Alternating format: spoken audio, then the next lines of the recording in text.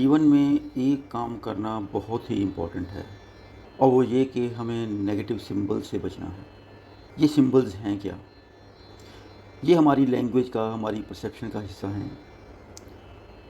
बचपन में हमारे माइंड को कुछ पता नहीं था, तो जब हमने पानी को देखा तो हमें बताया गया कि ये पानी है।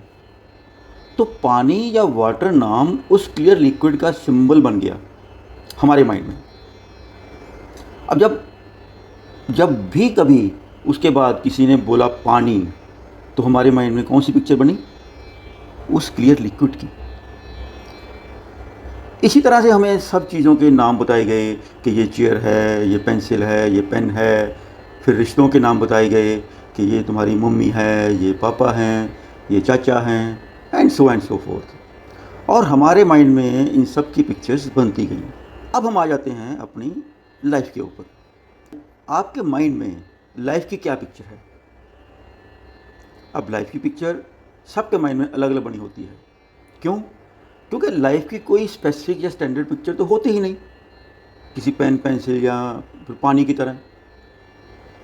अब ये अलग अलग पिक्चर जो है हमारे दिमाग में हमारा आसपास का एनवायरनमेंट बनाता है। ये डिपेंड करता है कि हमारे आसपास के लोग किस तरह की बात करते हैं, हम कौन से सॉन्ग्स या स्टोरी सुनते हैं।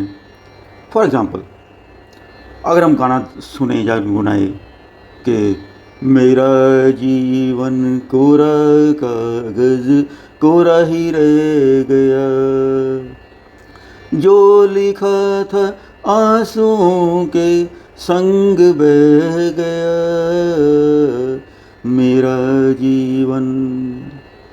तो कभी सोचा कि ये हमारे माइंड में कैसे की पिक्चर बना रहा होगा लाइफ के बारे में?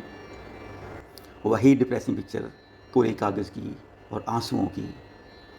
और फिर वही तो अटैच करेंगे हम अपने जीवन में। फिर कोई हमारे आसपास कह देता है कि ज़िंदगी कांटों की सेज है, तो क्या खुशी की पिक्चर बनेगी हमारे माइंड में? नहीं। वही तो इन चीज़ों का बहुत बहुत ध्यान रखना है।